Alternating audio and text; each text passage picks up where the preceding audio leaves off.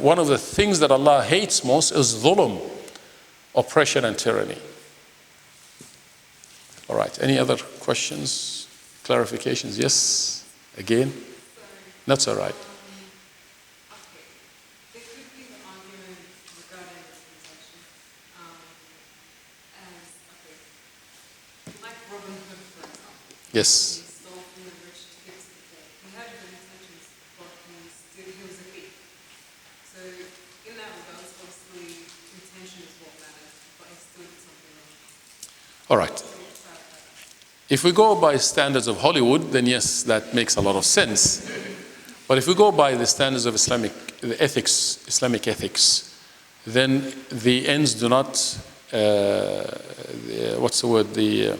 justify the means. Right? Jazakallah khair. The ends do not justify the means. You cannot do haram to do good unless it is an absolute necessity. Darura, for example. You don't kill somebody to say, I've killed this person because I wanted to take their wealth and give it to the poor, for example. So the ends do not justify the means. It's a Marxist, principle. The ends justify the means. Both the ends and the means in themselves need to be lawful and halal for a person to be rewarded for it. There are some exceptions to the rule, not always. Lying is haram, right? But in the event that perhaps Nabi Sallallahu Alaihi Wasallam clarified where there are instances where perhaps lying might be permitted, if, for example, it is to reconcile between people, especially husband and wife.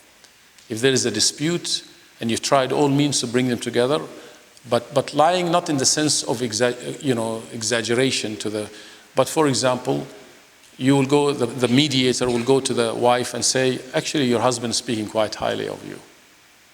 He thinks you are the most beautiful woman on the face of this earth. More beautiful than the moon that's in the skies. Just to create that tenderness and love and affection. Or he goes to the husband and says the same. That is one of the ways where it might be permitted. But the general norm, general rule is that the ends do not justify the means in Islam. Both the ends and the means must be halal for the action to be in itself lawful and halal. Right? Yes. Oh, you had one and then, yes. How is purity connected to the heart and not the mind? Have you come to the lectures from the beginning? Yeah. So that's a whole session. That's how we started actually this series of lectures. We talked about the heart and the mind and why purity is related to the heart. Just in a nutshell, if by the mind we mean the rational faculty, then one could know everything about what is haram. For example, I'm going to ask you this question and I want hands up. Who in this room knows intellectually, academically, that backbiting is haram? Who in this room? Everybody knows. You have the intellectual faculty, the aql, your mind knows, because it's been told that backbiting is haram. Is there anyone in this room who has doubts that backbiting is haram? Okay. Why? Because as Muslims we heard it again and again and again that backbiting is haram. Now don't put your hand up for the next question. Who in this room does not backbite?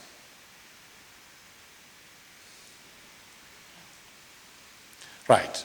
So one is to know something is haram, backbiting. Another is to actually not do it. Intellectually we can know something is not right, but because the nafs desires it and wants to do it, we end up doing it despite the fact that we know it is not right intellectually. Another clear example is alcoholism. It wasn't the Muslims who did the research to show the impact of alcoholism on brain cells and domestic violence and death on the road. It wasn't us who did that research, right? Who did the research? The people who consume it.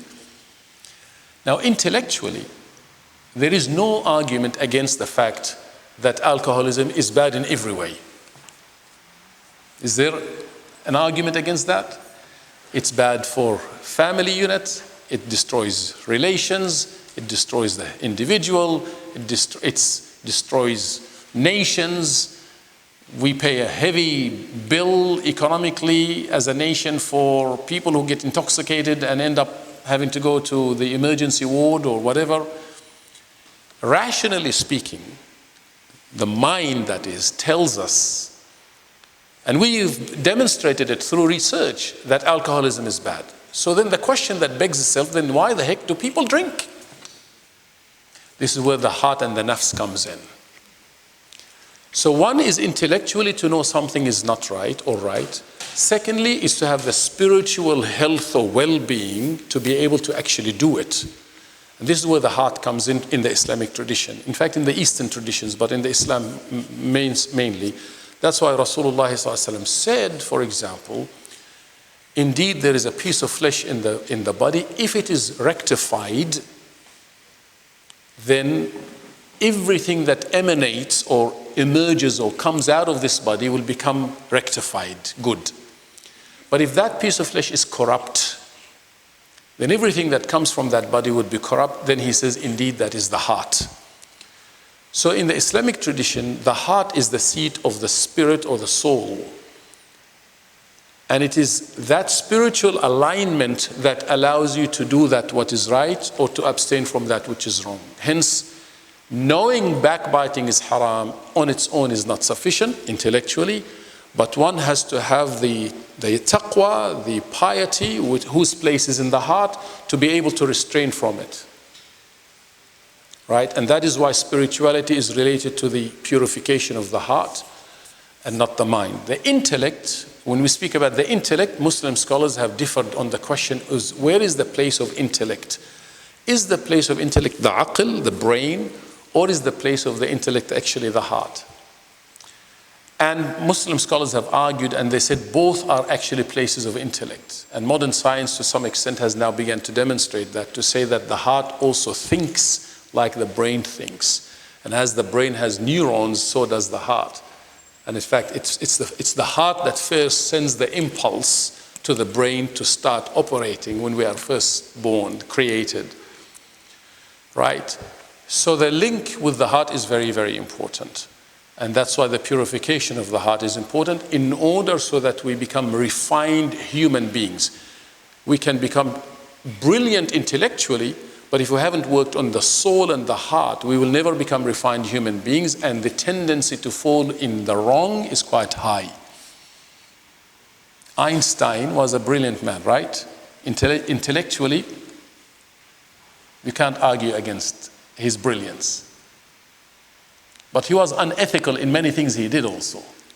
For example, he cheated on his wife. If you read his biography, he cheated on his wife. He was an intelligent person, but that intelligence did not stop him from doing the wrong. It is the heart and the purification of the heart.